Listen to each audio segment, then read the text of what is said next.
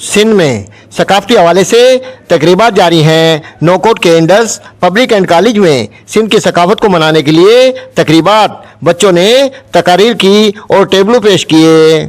सिंध असांजी सकाफ़त आहे ऐं सकाफ़त जो मान मथाऊं करण लाइ असीं हिते मौजूदु आहियूं।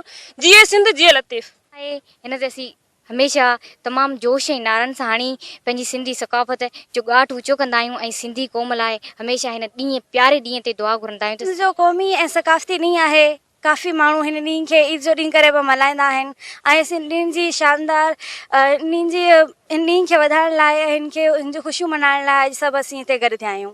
सकाफ़त असां लाइ ईद आहे। असां हर साल वांगुरु अॼु बि ईद पंहिंजी सकाफ़ती ईद मल्हाए रहिया आहियूं ऐं असांखे ख़ुशी आहे तमामु जो असां मुंहिंजे भाउ मुंहिंजे भेनरूं सभु गॾिजी अॼु ईद मल्हाए रहिया आहियूं ऐं असीं तमामु घणा ख़ुशि आहियूं।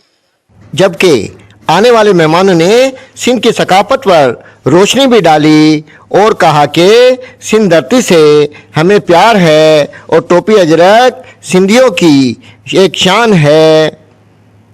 जबकि डॉक्टर खैरुलनिसा की जानिब से डायरेक्टर कॉलेज गुलाम कादर गुरगेज को तोहफा भी दिया गया।